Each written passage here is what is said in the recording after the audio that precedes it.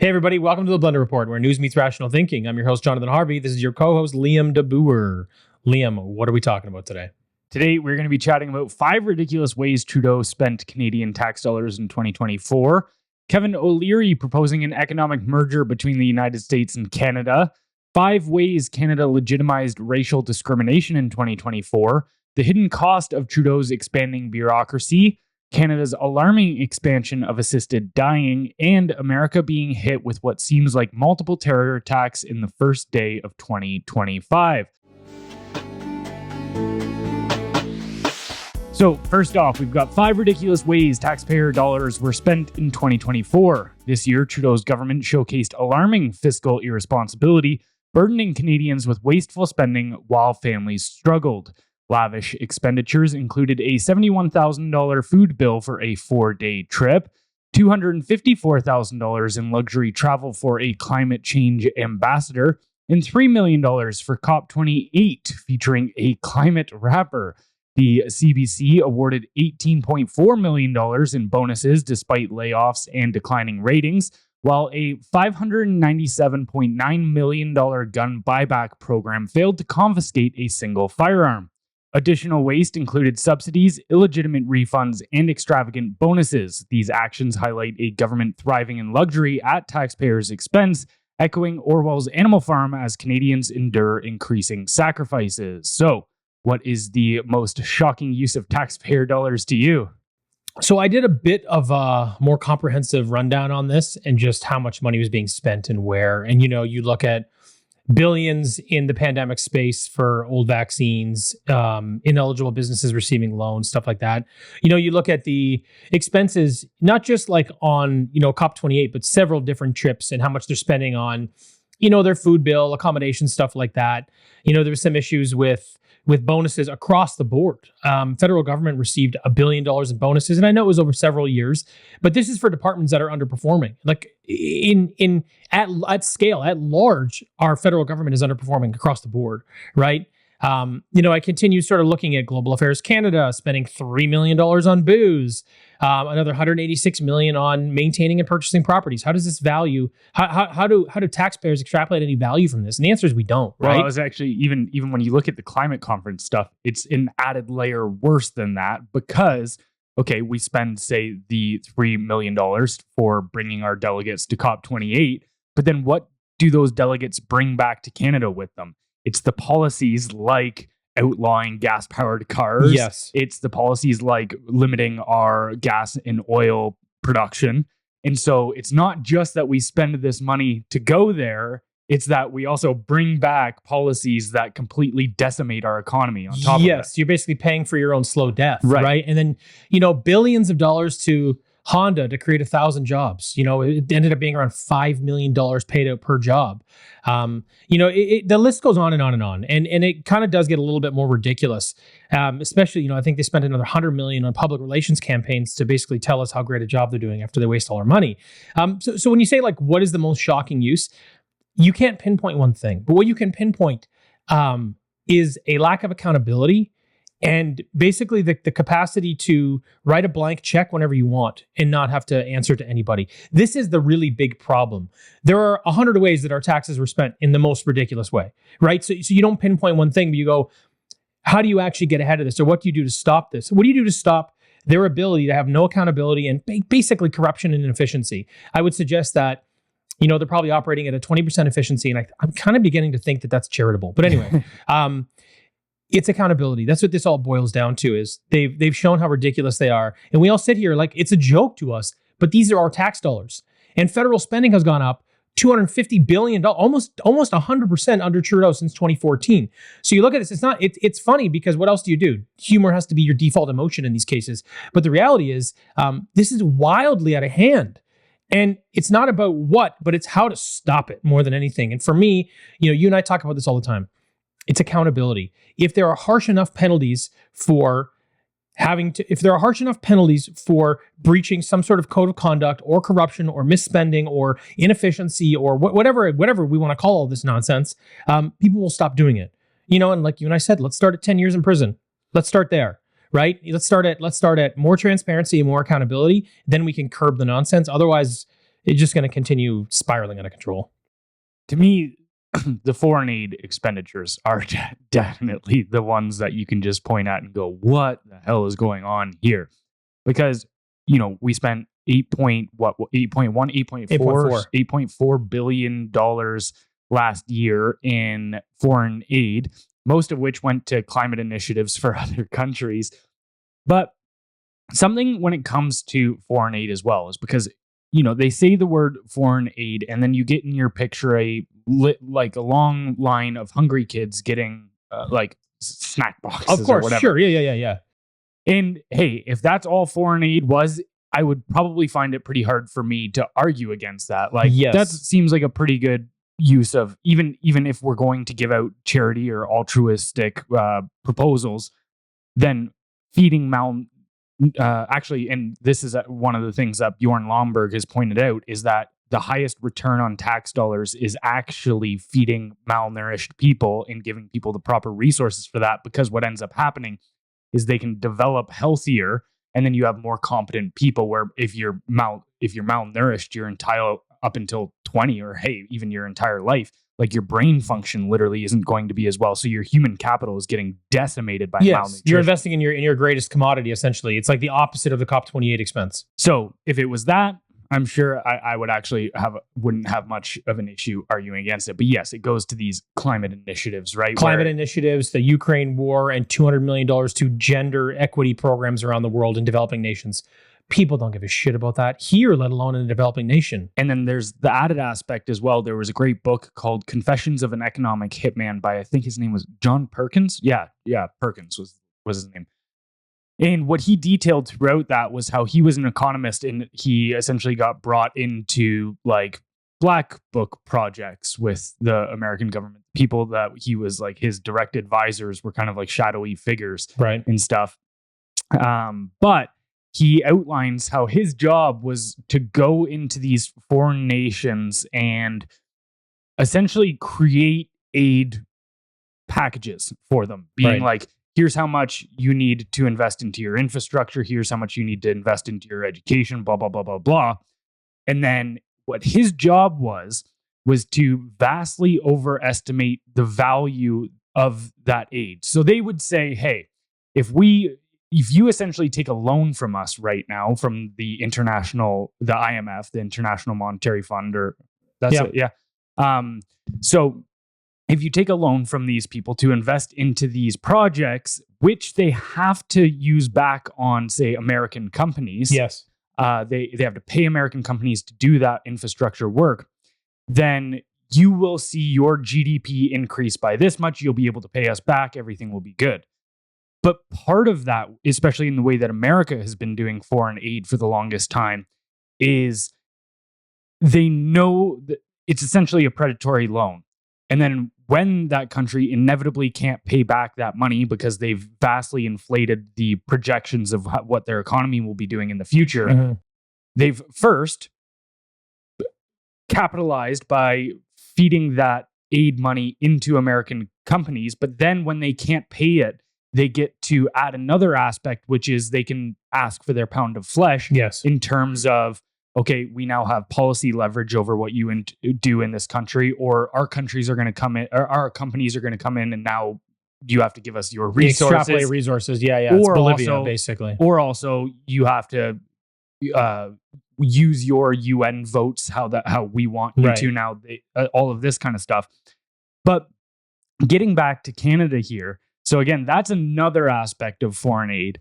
But getting back to Canada, I don't think our government is even smart enough to be doing those manipulative things, because you could argue in that sense where, at least, and I'm not saying this is a program I would be up for, but America's economy does kind of benefit from that in a sense. With a lot of what they do, sure, they do domestic, but a lot of what they do is extrapolate value from other nations. And a lot of it is through strong arm tactics, whether it is through their military industrial complex or through these financial economic jackals that go in there and then do this exact system you're talking about. And then they extrapolate the resources that way. It's kind of one way or the other. But then you look at, how we're likely doing it. And I do think it would be just Trudeau just giving money to completely unaccountable things and like with no expectation that anything is coming back afterwards, because the only thing he cares about is the headline to say, look at me and how much money I'm giving to impoverished nations in Africa. That's the end goal for him.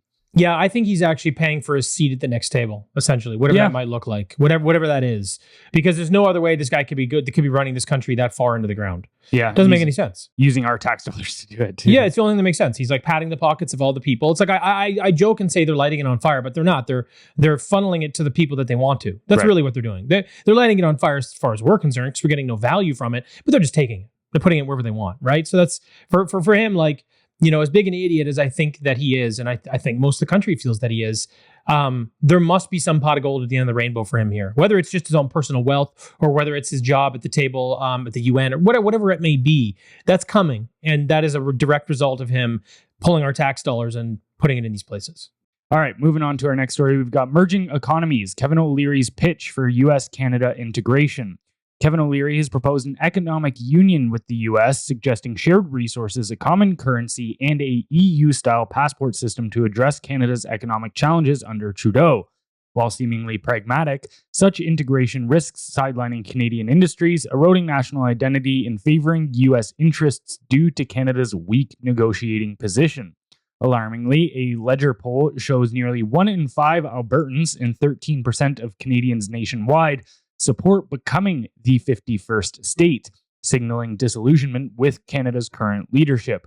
Rising separatist sentiments and national fractures demand urgent action to repair Canada's unity and craft a vision for its future before irreparable collapse occurs. So is O'Leary trying to promote this idea because it's a benefit to Canadians or himself? I think that he believes it's beneficial for Canadians, but I think he's justifying his own position. So I think he feels that it would be beneficial for him. I think he's doing fine anyway. But at the end of the day, there's too many hurdles. It's never happened, right? So yeah, like you said, I think you said with 12, 13% of the country, it's like, yeah, let's go.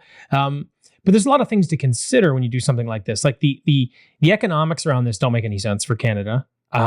You know, I think you also think about like cultural integrations is an absolute mess. We don't have much of a national identity, but they do. And how many people here would want to then start wearing the American national identity or whatever that might look like, right? I think you're going to see a lot of pushback to that. I think it'd be pretty significant because, especially if you think about like their foreign policy and how they're viewed on the world stage. So it just comes with a lot of baggage, right? Obviously, we have different political systems. So how do you uproot this whole thing? And you're like, oh, well, we'll just find like kind of a workaround or something. It's like you can't really. It doesn't work the same at all, right? So there's a lot of reasons this would not work. I think it's a fun idea. I think people in Canada are looking at this and going, wow, my life's not going that well. If you're tapped in the way you and I are, you could arguably say that America is moving in the right direction and doing better. So I would like some of that. If you are sick of the cold, like you and I are, you could say, hey, we could move to Texas tomorrow. That'd be pretty sweet. So for the average person, there's a lot of these like quirky little benefits. But in terms of actually bringing it to life, it's not a possibility. Now, again, I think O'Leary, here's sort of a maybe a dark horse theory, is that guys like O'Leary, and then, Trump, in the background with Poilievre and maybe some of the other people that work in their groups, they're like, how do we get rid of Trudeau? What are we doing here? And then I think this whole thing caught fire with this Canada's the 51st state thing. I think they're like, oh, this is a really good opportunity for him to have to answer and come up with some solutions here. So let's keep drilling into this. So it might just be like, it might just be used as sort of a political smokescreen to put Trudeau on the hot seat. And now it looks like it has, right? Now, whether or not there's an election called in March, we'll see soon. We'll see in the next few weeks. And I think that they would maybe have, again, it's just a theory, they would have maybe used this idea or this rhetoric to push it more, to be like, look, we don't even have a national identity anymore. America's looking at just taking us over. Like, that's pretty compelling to be like, hey, Trudeau, you have some things to answer for. We're in such a bad position because you did this. So it might just be a joke that turned into a strategic move more than anything. But in reality, it's not possible. I don't mind the idea, though. Like, if I had to say, hey, we have to find a way to make this work, I don't mind the idea of kind of working on like an EU passport idea. I don't know. That's just it. That's all I can say is like, I don't know exactly what comes with that. I don't know what you do with trade. I don't know what you do with cross-border. I don't know what you do in terms of sovereignty. I mean, when you look at the European Commission in Europe, they're acting with impunity, and they're sort of this more left-wing ideology stuff, which scares me into the entire continent, to be honest with you. And UK is doing no better on their own. So you think about stuff like that, you're like, well, how does this actually play out? But I think having a little more flexibility between our nations and having a closer relationship, I could see that being beneficial. Well, we used to have that, right? Like, how long ago was it that you were able to drive across the border with just your driver's license? Yeah, You like didn't 20, even 25 need a years. passport, Yeah, right. Yeah. But we're going in the opposite direction right now, where, you know, if O'Leary's putting this idea forward, look, again, I don't mind that idea. Like, I would like more ease going to and from America. That would be great. However, you look at the trends of what are happening, where we now have almost double the amount of terrorists going into America through the northern border than they are through the southern border. So now it's a bigger national security threat at the northern border for America. The likelihood of, say, America or Trump in general being receptive to the idea of loosening those restrictions at the border right now, especially when that's the whole impetus, or at least the reason that he's given for why he's implementing these tariffs. Yeah. It's like we're talking about going one direction when reality is going another. That's a good point. You'd have to bolster that with significant military presence from the US, and you'd have to have control over our immigration laws. Right. So you can't do it. Yeah. And then actually, you know, Candace Malcolm, the head of TNC, True North Media, she put forward a very interesting thought experiment as how, because, you know, O'Leary proposed this as essentially a negotiation. We should both sit down at the table and open these things up. She put forward a thought experiment of just how Trump could just essentially make this kind of thing happen if he wanted to on his own will. So she goes, I hope you enjoy this terrifying thought experiment. How Trump could destroy Canada in 3 easy steps. First, recruit. Offer natural-born Canadians a fast-tracked path to U.S. citizenship. Match CPP to Social Security and offer to convert savings $1 Canadian to $1 US, which actually, you know, that would be an incentive in a sense, because you now have... I'd already sign up. I'm in. Right. I'm already there. You've just inflated your money by 30%. Yeah, exactly. Or your purchasing power. Yes, sorry. yes. So then she goes on, my guess is that 10 plus million Canadians would take up the offer and move. Anyone young, ambitious, entrepreneurial, hardworking, religious, and anyone who doesn't own a home will go in the first year. It will be the ultimate brain drain.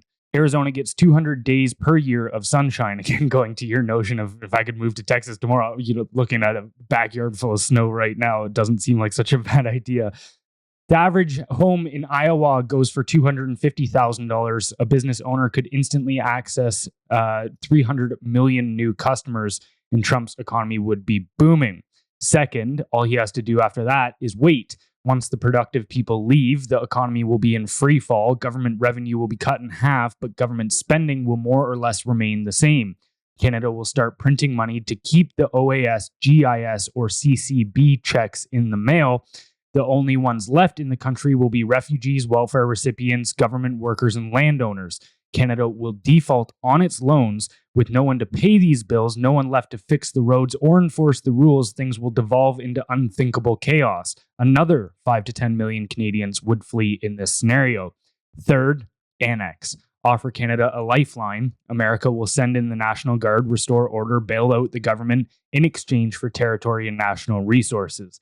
Canada would become an incorporated U.S. territory with no voting rights, much like Guam or Puerto Rico. Yeah, I mean, when you lay it out like that, it seems quite feasible, actually. But the thing is, because all you have to do is that first step. Yes, but it would take a lot more than 4 years. I think. Right. I think like her window would have to be stretched out. So you'd have to then consider who's in after Trump. Is a Republican? Is a Democrat? What's that look like? Because if you had another sleepy Joe Biden in there, what they would do is they would just give Canada the loan. They wouldn't even want anything in return. Right. They'd be like, here's what we'll do. We'll just give this to you because the Republicans did this to ruin you. We're going to do this to save you. Like, that's just what they do. I imagine. So, yeah, I mean, I don't think we're going to see it happen. I think that it's an interesting thought experiment. And again, I think it would be better if we went back to a time when we had a tighter relationship. But you made a good point. When you consider the disparity between our economics, our productivity, and then our mass immigration, how do you make these things work? Because you can't take standalone things. You can't be like, oh, well, we'll just do this. Like, we'll just have looser borders so you guys can come and go as you please. Make it easier to get visas, this, that, whatever, because the open border is the big problem. So it's like nothing is independent, and the interconnectedness of the problems we have are significant and don't really give us a window to really start repairing or growing that relationship. So I think it's a standstill. I think it's basically back to my dark horse. I think it's mainly just a political tactic that they're putting together. And I think once Poilievre gets in, what is it, like Jamil Javani, is that his name? Yeah. Is good buddies with JD Vance. So, you know, you look at how our governments are going to actually work on the back end once Poilievre is in. I think it's going to be pretty significant for both countries, and it'll move in the right direction. I think that's all this is. And don't get me wrong, I'm not saying that that scenario is exactly what's going to happen, or that, you know, or O'Leary's scenario where they'll sit down and negotiate some sort of scenario like that. But I do think people fall into the trap of believing that the way things currently are is how they will continue into the future, even especially in regards to nations and borders. Like, once you start having a centuries-long vision of history and how these things shape up, like, for instance, in 1980, nobody, if you went to the average person and said, will you bet on the fact that the USSR, the Soviet Union, will be wiped off the face of this planet within the next decade, most people would be like, no, that's insane. Right. They're the biggest empire next to America. And then, or you go back to even like World War II times. Look at the landmass changes that happened, in territory changes that happened over World War II. Germany was split down the middle and divided between America and the USSR. They essentially ceased being an independent nation for about 40 years. Was that long? Yeah. Wow. And then, so like, yeah, it was about 1940 until about the 1980s. Like, somebody can check that, but it went on for a very long time that it was West and East Germany. And then you even go back to, like, say, World War I. Like, the Ottoman Empire got wiped off of the face of the planet. Yeah. The Austria-Hungarian Empire got wiped off of the face of the planet. So seem to be rise and fall no matter what. Yes. Exactly. Yeah. And we are undeniably, whether you look at it from an economic perspective, you can go listen to guys like Ray Dalio. His 41 years, you were bang on. 49 to 90. Occupation period was 45 to 49, and then the West and East Germany was 41 years from 49 to 90. Right. So Germany essentially was not a nation for 40 years. Yeah. And then, you know, you look at, say, yes, guys like Ray Dalio in the economic space. He's been forecasting this for almost a decade now about how there's the changing global order, right? How you've got these different superpowers now trying to implant themselves. America has been in charge of the world order since World War II. Yeah. But like right now, China's trying to position themselves as the opposite. Again, not saying that will happen or whatever, but just in these periods of what I can't remember the historian's name, but he came up with the concept of the fourth turning, which is like these 20-year cycles. And that at the end of the 80-year overall cycle, after the 4 20-year cycles, usually enter these crisis points where, whether it be the American Revolution, World War II, all of these kind of things, we're in one of those crisis points right now. So I don't know how things will shake up, but I think undeniably within the next 10 years, the world will look nothing like what it does today. Yeah, so it was historians William Strauss and Neil Howe in their 97 book, The Fourth Turning, An American Prophecy. And I remember this, it's like they're 20 to 25 year cycles, and we're nearing, it's like we have 10 years left in a fourth turning cycle. But the nice thing is you go back to cycle number 1 again, and you have peace, love, prosperity, right? In a nutshell. So, but the thing is, it becomes the most turbulent in this last turning and at the end of the last turning. So it's like, shit's going to get wild, I think, in the next 10 years anyway. But you look around, like, I don't want to go too far off topic, but you look at the wars that are happening in the Middle East and Russia, Ukraine. You look at kind of the even the internal wars we're having in the struggle for power between the right and the left. Like, shit's not good. And I feel like we're always kind of teetering on the edge anyway. So it's just a matter of, I mean, how far one side's willing to go. And then, you know, we may be in this mess for another 5-10 years and all these things kind of fall to the wayside. And then after that, you just put the pieces back together. And like I say, man, the world never looks the same. It's always a cake. It's just baked with different ingredients. Mm-hmm. You don't know what it's going to look like after that. Hey, everyone. We hope you're enjoying this episode. If so, please consider leaving us a kind review wherever you're listening. If even just a quarter of our weekly audience did so, we'd instantly become one of the top-rated Canadian podcasts. We appreciate you helping us out, and now back to the show. All right, moving on to our next story. We've got 5 ways Canada legitimized racial discrimination this year. This year, Canadian institutions embraced race-based discrimination under the guise of equity. Universities like UBC and TMU implemented hiring policies and quotas favoring specific racial groups. Burnaby Public Library rejected white applicants, granted a legal exemption from anti-discrimination laws. Ottawa prioritized This was ridiculous. No, I can't even get through it without laughing. Ottawa prioritized tree planting based on racial demographics, and the federal Black Justice Strategy proposed racial targets for incarceration reduction. Additionally, Elizabeth May's environmental racism law introduced reparations for racialized communities near pollution.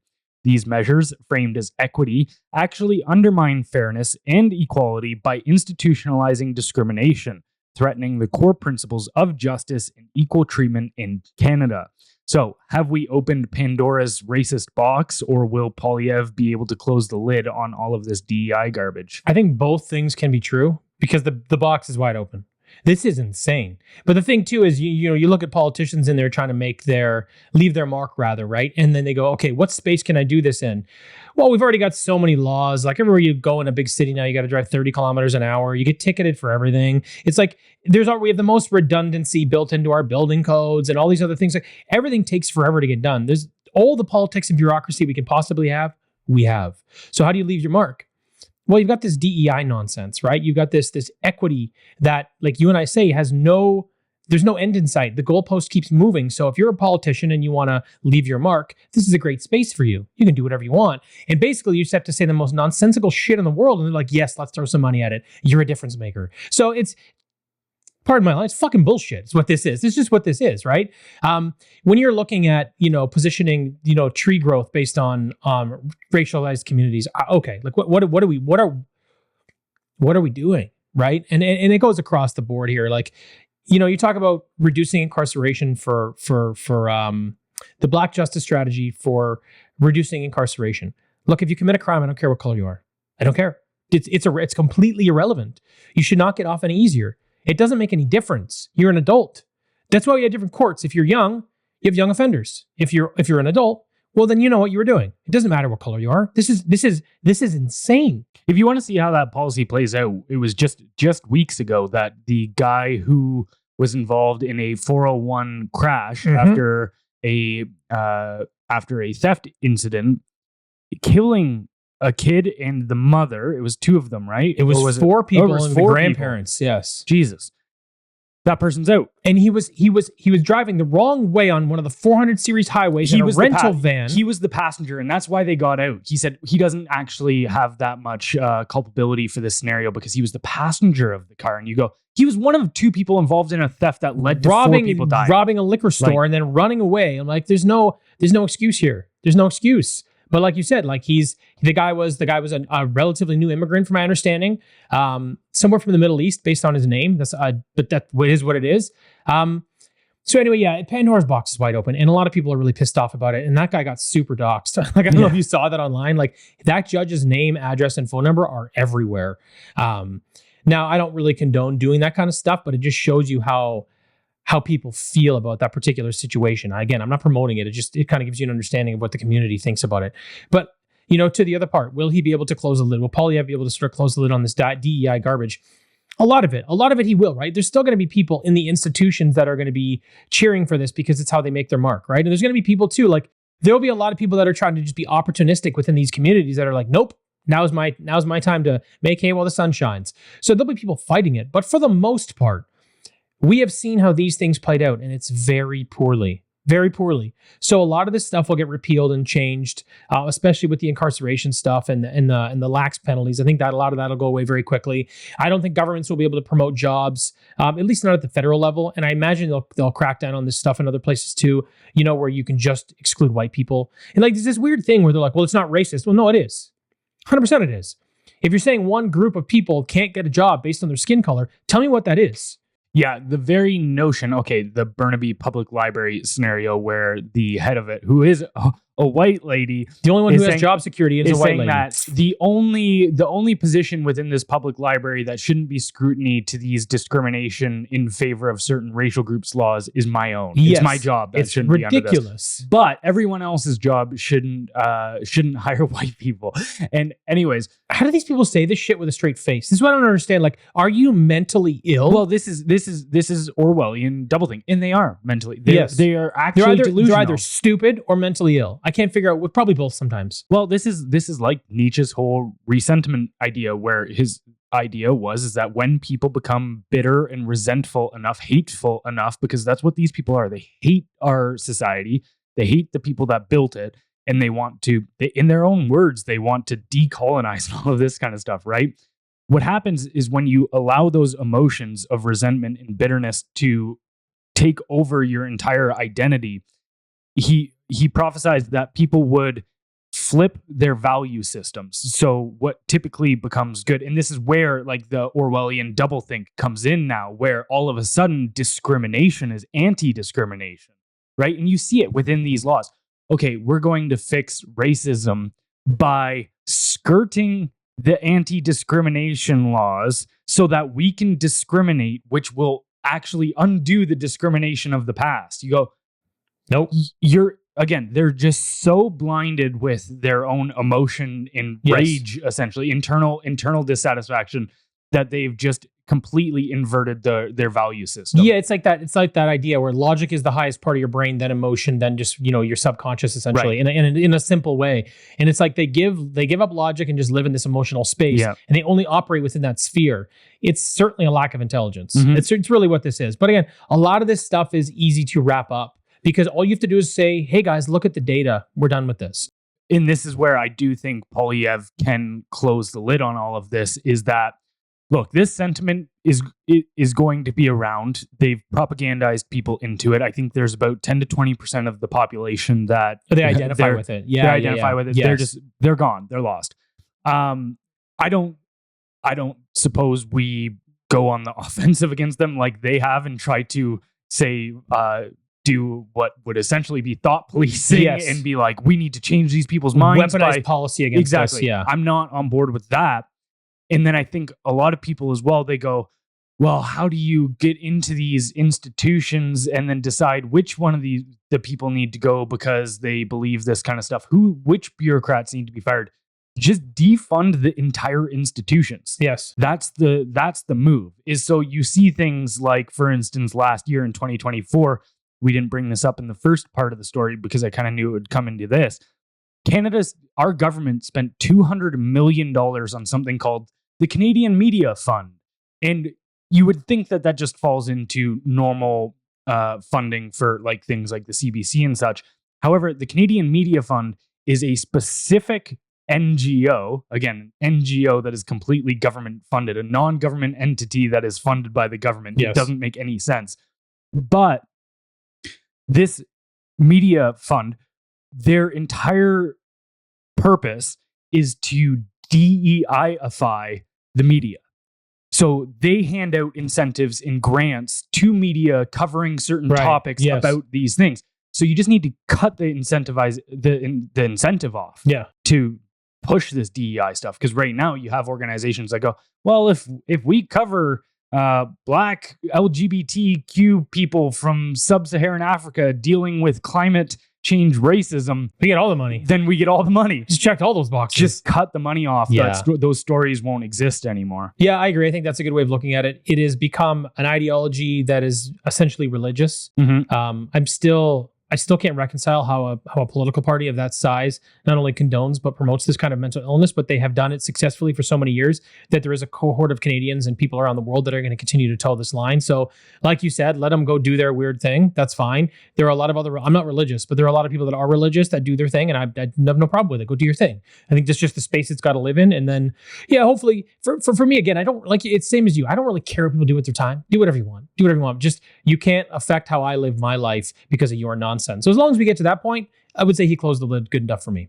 All right, moving on to our next story. You've got the hidden cost of Trudeau's expanding bureaucracy. Under Justin Trudeau, Canada's federal workforce has grown by 100,000 employees, costing taxpayers $8.2 billion annually in salaries alone, with an average of $82,000 per employee.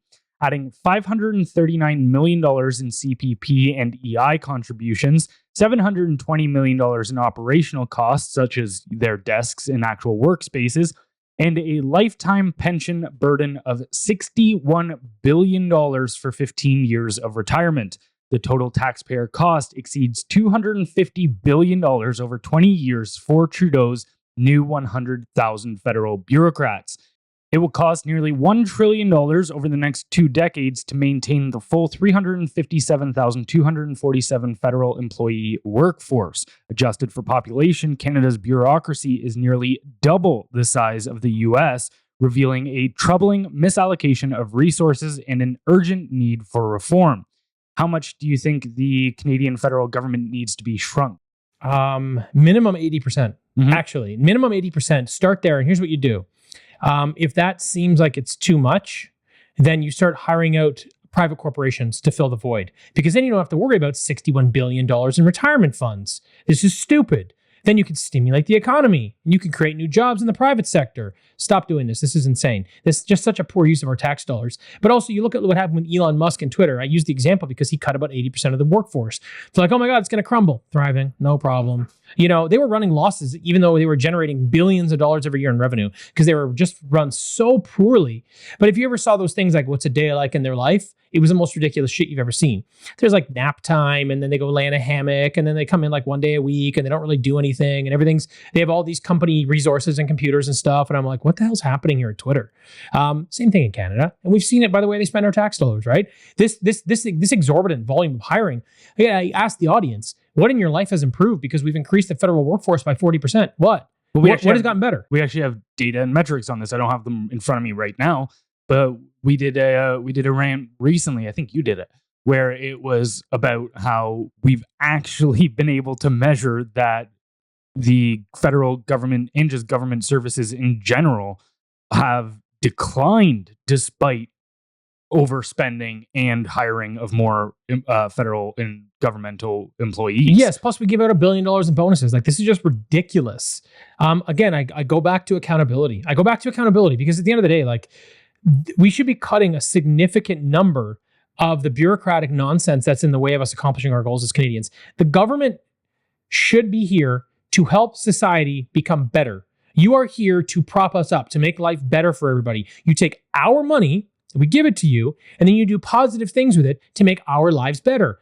Snow removal, garbage removal, stuff like this that I'm totally on board with. That makes sense. Securing our borders, having a military. I don't even mind the police force. I'm good with all this. You do need to maintain order. This is good. Firefighters, let's go, right? But there's a big line we have to draw beyond these basic necessities. And you say this all the time. The government should do a few things really, really well, not try to be involved in literally everything. And that's their gamut right now. Their game is just get in, politicize everything, and take as much money as possible and just blow it on whatever we want. You need to cut it by 80% minimum. That's where I'd start. Yeah.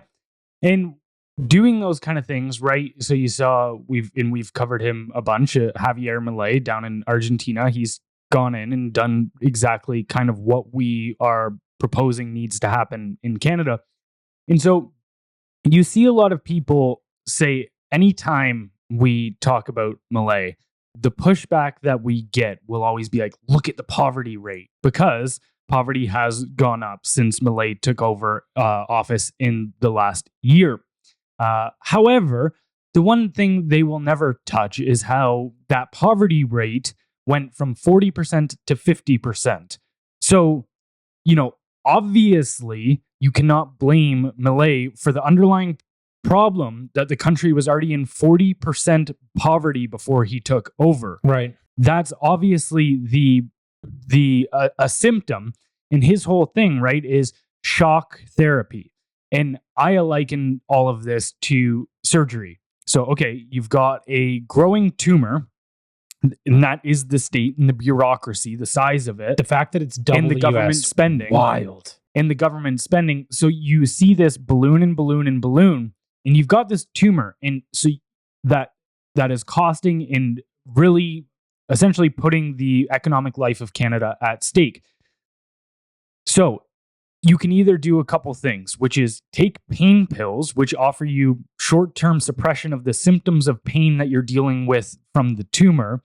And that is the government spending is, okay, we just need to greenlight more welfare checks for people. That gives a short-term painkiller-like approach to it. Yep. And doing that over and over and over again only allows the tumor to continue to grow.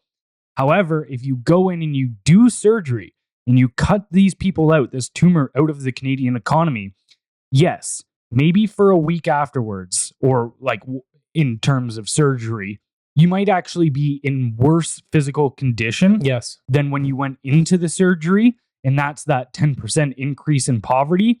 But it at least gives you the healthy building blocks that you go, okay, now once I've recovered from this surgery, this short-term worsening of my health, essentially, I can actually start improving long-term. Yeah, I think it's important to understand that for people is that you can't correct course. The way that our government has been spending our money and operating, you can't correct course without some collateral damage, because you have to go turn around and go back the other way, rebuild your foundation, and then build properly from there. No matter what, things will get worse in some sense, because all they've been doing is they've been making it worse over time by providing short-term solutions. So when you look at it day by day, you're like, well, they've handed out a welfare check, except what does that mean 6 months from now? Oh, it made things significantly worse.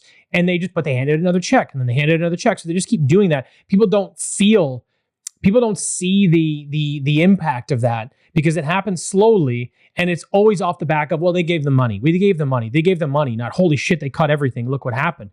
But this is the only way. This is what happens no matter what. There's no silver bullet solution to fix the mess that our country is in Canada without cracking more eggs. I'm sorry. It's just the way it's going to go. So I hope people, it's a difficult public message to send out there, because people, they want to blame, say, Poilievre in this case, or the Conservatives, think, oh, they made things worse. But it's like, you have to take a look at it over time and more holistically, and then be able to track that data and see how bad it was, how bad it would be if the Conservatives in this case didn't step in, because they went from 40 to 50%, right? But if Milei didn't get in and they continued on the same trajectory, they might have been at 45, 48, I don't know. So the difference might have been marginal anyway. But you need all of the data. It's like when we talk about vaccines sometimes, it's relative risk versus absolute risk. You kind of need both data points to really understand what's going on. And I think it's the same with this. You need a clear picture of what's happening, and don't just isolate the one issue and say, hey, they're a problem, because it's very likely they just cut out a tumor and you're just recovering. Well, and I think this is a principle as well, is everybody thinks that the scenarios you come across in life, you're left with good choices as to how to deal with them and bad choices. And that is often the scenario. You can make a good choice or you can make a bad choice.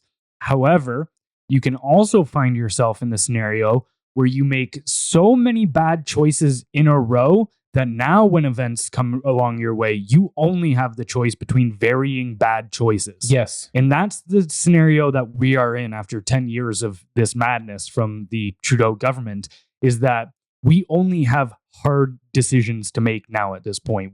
And that's something where I'm like, look, there is a right path to go towards, but even that path, there is issues and problems along the way. I'm not a wipe the slate clean, we can just, everything is uphill from here. It's like, no, there's going to be a lot of rocky territory over the next, especially 5 to 10 years in Canada. Oh, yeah. No, I couldn't agree more. So I say the same thing you were saying all the time. It's just sometimes you have to choose between two bad options. This is life.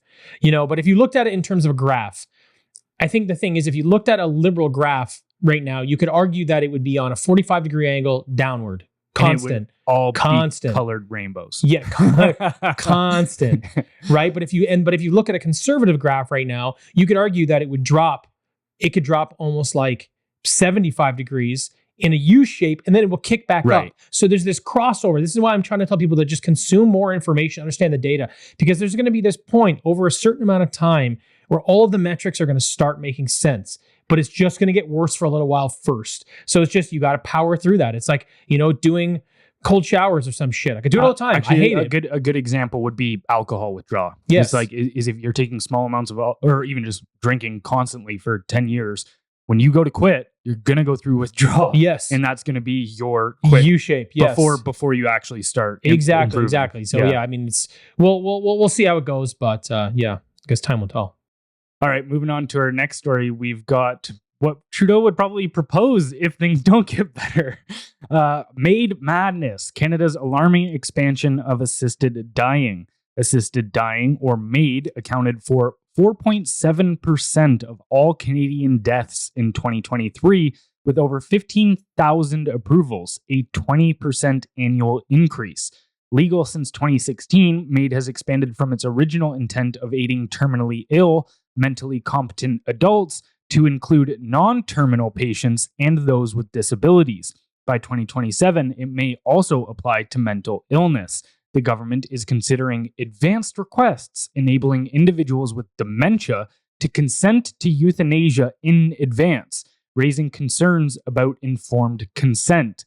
Cases involving hearing loss and fear of homelessness highlight ethical issues, prompting debate about the societal consequences of normalizing state-facilitated death under Trudeau's leadership. So, has Canada's MAiD program gotten out of control? Wildly out of control. We're the highest per capita and just as a total number in the world. And it's growing annually like 20% year over year.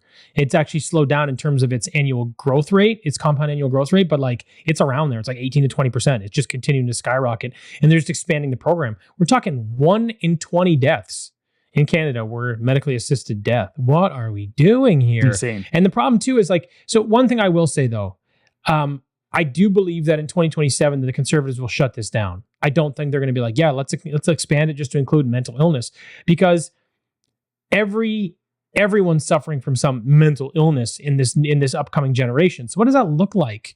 Especially when you're young, like, you know, how many 18 to 30-year-olds are going to be like, fuck this, I'm out. I'm suffering from a litany of these problems. And Trump just got reelected, so I'm just going to be gone.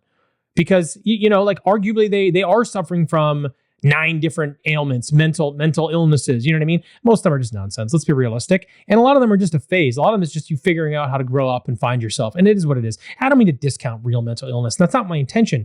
It's just that, you know, you meet these people right now, primarily from the left, and they'll give you a list of their pronouns and their mental illnesses. Like, shut the fuck up. I don't care. I don't care what your shoe size is either. I don't care. It's not like you keep promoting these things. You're just making yourself worse, rather. You just keep promoting these things. You're only making yourself worse. That's all you're doing. It's like, you know, we were talking about this the other day. Everything happens in your mind first. I don't mean to simplify complex issues in life, but if you're sitting there all day saying, I'm a victim and I have all these issues, you're not getting any better. Honestly, 90%, I would imagine 90% of mental illnesses that have been made up through this, you know, the last 10, 15 years of all this nonsense, physical movement will solve those problems. Get up and go do something. Movement is medicine. Anyway, I go a little bit of a tangent there. Well, no, in you know, I think it bears repeating that actually, you know, people, you say even in that moment, like, I don't want to diminish people's issues. Those things actually can get worse. We know scientifically about how strong the placebo effect is. Yes. We've also recently discovered the nocebo effect, Yes. which is that if people think they're going to, like, it was a guy that was taking a placebo pill and then thought he was having side effects and he ended up in the hospital. And it wasn't until he was told that he was part of the placebo group in a trial that everything went away. And it was actually his mind creating this scenario the entire time. Yes. The mind is incredibly powerful. Yes, and I think people also discount what happens to your body and your dopamine levels when you go work out and train and do movement and be in nature. Anyway, it's significant changes, but now they're like, nah, just kill yourself. Right. We'll help you. Here, just take this needle. No big deal. Even like consider this. How can somebody be mentally ill enough to warrant dying, but not mentally fit enough to consent? Yeah, it's just you get stuck in this loop, right? Yeah. Yeah, at the end of the day, the program has expanded significantly, and I think in many cases it's completely unnecessary. I think that from my understanding, they approve like high 90 percentile of people that have applied. It happens fairly quickly. The people that are administering these things, I've seen a couple of them. You wrote one story on it. Very dark individuals. Right. Like I see these people, and I'm like, you think you're doing God's work? You are the devil. Yeah. I'm sorry, but you are. That's fucked. Anyway, is what it is. I think that this program should be limited to people that are terminally ill. I think you're in a very dangerous space when you start allowing this advanced request situation, because then you just have families fighting over resources. Like, oh, well, if we opt them now, we can take X, Y, and Z. We'd like to have a better Christmas, so we're going to kill grandma because we think her dementia's gone bad enough, and we just want that payout. Like, what are you talking about? What are you talking about? You can't possibly do this. Let's pose this question, and this is a dark question, but let's pose this question as to whether somebody can consent to MAiD in the case that they have dementia. So, okay, I now consent to, if I 10 years from now lose my mind, that you can take my life. Does that now apply to, say, a less consequential, still highly consequential decision, such as, let's say, sexual intercourse? If I consent to, like, let's say they're married, if that person is 50 and they consent to intercourse, do they still consent to intercourse after they've forgotten who their partner is when they're 60? Does that partner have a right to say, well, my entire life they consented and we were a partnership. They were on board with this. Yeah, but that still would, everybody in that scenario would be like, that's wrong. No. That person doesn't know who you are. You That's can't go wild. in there and do that. So why would it be the case with, like, again, that's a dark scenario, but why would that be? Why would we change our moral culpability opinion on that if the scenario is higher stakes, which is your life being gone? Yeah, that's wild. All right, last story for the day. We've got America hit with multiple potential terror attacks. On January 1st, 2025, New Orleans' Bourbon Street was the scene of a tragic attack when Shamsud Din Bahar Jabbar, a 42-year-old U.S. Army veteran, drove a rented pickup truck into a crowd, killing 15 and injuring over 30. After crashing into a crane, Jabbar exited the vehicle and opened fire before being fatally shot by police. An ISIS flag was found on the truck, and the FBI is investigating the incident as a terrorist attack. Hours later, in Las Vegas, a Tesla Cybertruck exploded outside the Trump International Hotel, resulting in 1 death and 7 injuries. The vehicle contained fireworks and camping fuel. Authorities are probing potential links between the two incidents, noting both vehicles were rented through the same car-sharing service. So, is 2025 going to be a year of attacks on the West? I mean, here's some extra context I want to add that I basically got a hold of recently. Can't necessarily corroborate it, but I trust the sources. So 2 vehicle attacks on the same day within hours of each other. Both vehicles were rented via Turo, which is that ride-sharing app, I guess. Both suspects were U.S. veterans, and both suspects served at the same military base. So just found it interesting how this is coordinated or connected. The reason I'm saying this is because you get into this coincidence bullshit, and you look at all the crossover, and it may be coincidence. I just think it's highly unlikely. Now, with respect to, is 2025 going to be a year of attacks on the West?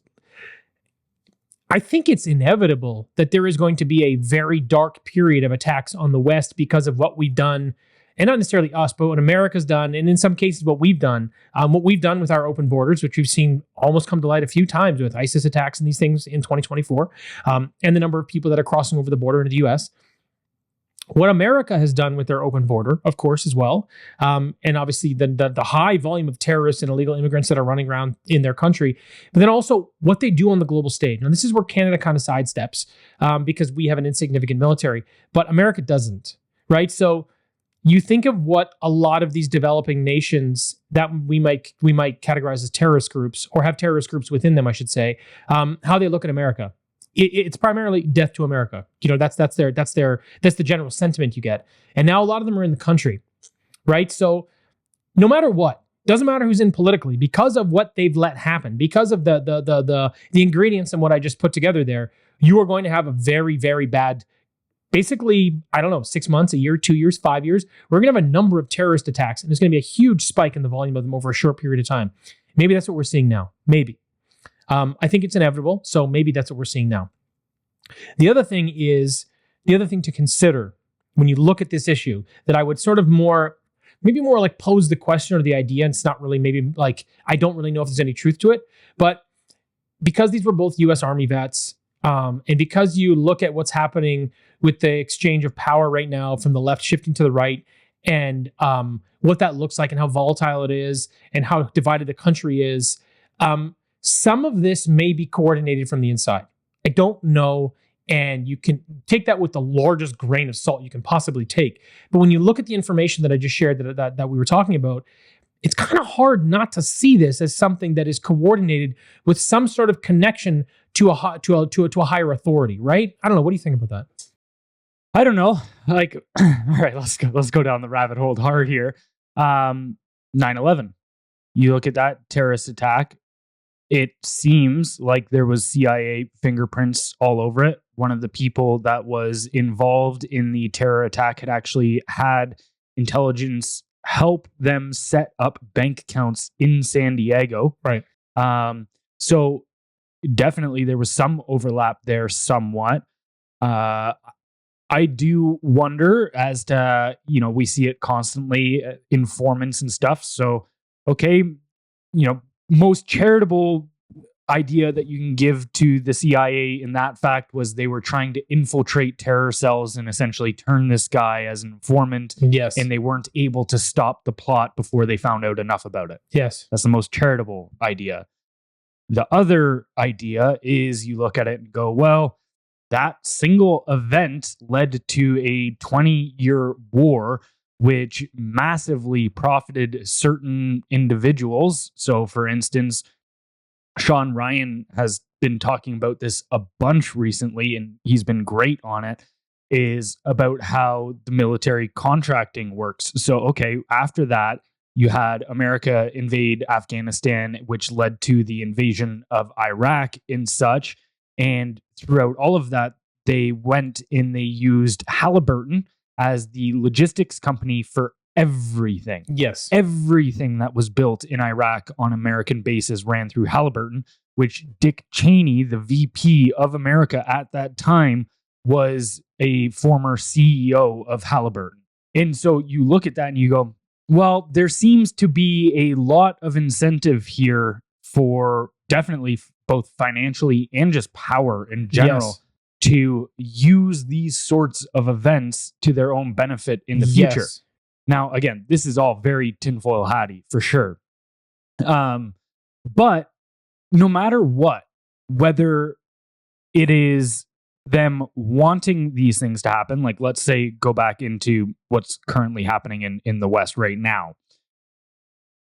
It's one thing whether they're doing it with their approval. It's another thing if their own incompetence and issues and policies of the past, like our current open border policies, are allowing these sorts of organizations to come in and carry out these kinds of attacks. Yes. Again, these were U.S. Members of the military, but do these organizations come here and then flip people that are already here who might be supportive of their causes? Yeah, and that may very well be. You get two guys from the same military base. You could have had basically someone in there infiltrated and trying to convince people, and now is working with them now that they're post service. So yeah, you that's actually another very reasonable scenario, is that you have someone from a foreign country, adversary of the United States, that's in there, that was in this base, that is now converting these guys, and it could be a 1-to-1 thing or a 1-to-5 thing from another country. It may not be, necessarily, say, the Democratic Party in this case. It may not be at all. To your original question, is 2025 going to be a year of attacks on the West? I think it's too early to tell, but I think it's coming no matter what. I think it's coming. I think it's going to get pretty shaky over the next year or so, because look, we've been doing this we've seen it over the last couple months in Canada with the guy that was on camera dismembering people for ISIS was granted Canadian citizenship. And this wasn't like, oh, no red flags went off ever. He had red flags go off throughout his process, and they still granted him citizenship. It's wild. And even like, Nijar, the guy that was part of the Khalistan movement that India has alleged, that Trudeau alleges India did the hit on. Yeah. Well, that guy, even when he came here, he first was caught using fake documents. Right then and there, that should be like, all right, nope, see ya, you're gone. And but they ended up going along and granting him citizenship in the future. And it's like, we are really playing with fire right now with allowing these extremist groups in. It just seems anti-Canadian. It's just like you're putting everybody in this country at risk knowingly, from the top down. Like, why? What would be the point? What's the value here? It's very anti-Canadian. And what's crazy is they do this doublespeak, like, oh, you're anti-immigration, you're this, you're that, you're xenophobic. It's like, no, I'm all for bringing immigrants legally into our country at a pace that our infrastructure allows, providing they meet the threshold of adding value to our communities. Done. Full stop. Don't care where you come from. I'm good with this. Anything outside that box, then yeah, I got a problem with it. You're the one that's anti-Canadian for doing it. You're ruining it for the rest of us. So yeah, I mean, we'll see. We'll see how it is a shame. And I'm hoping that our politicians have seen maybe the economic impacts enough to start slowing immigration and don't need to see the violence. But like you said, with the game America plays on the global stage, I don't think there's anything they can do but just basically hunker down and try their best to deal with it, because I think it's coming. Right. And I do think, and the last thing I want to touch on here as well, is that I do think the vast majority of the people coming here, like the overwhelming majority, do just want to do that. They want to come here, have a better economic life, better, safer life for their families, all of that. But the issue is that, and actually, this is a great just concept to have in your mind, is that just because something is small levels does not mean it can't have devastating consequences. So for instance, you can take a very small amount of, say, anthrax, and it will kill you. The same thing is true in the case of this violent extremism. So you don't need 50% of the immigration population to come over here with intentions of destroying the country. If even, actually, there's a theory called the 3% theory, which is that you only ever need 3% of a population in order to topple the government. And topple the nation in general, but by just sheer destabilization tactics. And then, and actually, this is something Peterson's talked about too, is that, when psychopaths, when you have more than a 3% representation of psychopaths in any group, the group starts to become destabilized as well. And so, it can be a very small amount of people. So this is not a blanket statement against all people coming here or seeking immigration to Canada. But it is, if we don't allow ourselves to recognize that there is a number of people coming here with those intentions, then we're fucked. Well, I think if you look at Biden's tenure, and I think it would be charitable to say that only 10 million immigrants came in through the borders. I think it's significantly higher. But let's say that's how many come in through his reign of power. So you take a look at these numbers. 10 million people come in. I'm doing the numbers arbitrarily and kind of dummy numbers, but just to make it easy. You take 0.1%, you have 10,000 people. Mm-hmm. If 0.1% are willing to do wild, radical things, and even 10% of them succeed, you got 1,000 right there, terror attacks on the country. Right there. Okay. You take that 0.1% number, 10,000. Each one of these is just 2. That's 2 people. So you've now got 9,998 more potential attacks. That's what I'm saying. And it's just that's the problem you get into. It's a volume, it's a numbers game. When you kind of look at that at that scale, you go, Jesus. Mm-hmm. It's no matter what, there's going to be bad apples in a group, right? You let in that many people, these things are going to start happening. And what's scary is that these are Americans. Forget about however they were influenced. That's a different part of the conversation. But they were American. They were American military. So it's like you're even being attacked from within. So they got a big problem on their hands. I'm hopeful Canada doesn't see a lot of the same. But I guess only time will tell. All right. Anything else you wanted to add today? Nope. Sorry, guys. New year, new us. No, new year, same us. Yeah. Just more of us. Good. All right. Don't forget to head over to our Substack. Again, you can sign up for free for our newsletter, which goes out 5 days a week, or you can sign up as a paid subscriber, which really helps us keep moving. And you also get access to original articles as well. All right. Thanks for watching, and we'll catch you next time. Bye, everybody.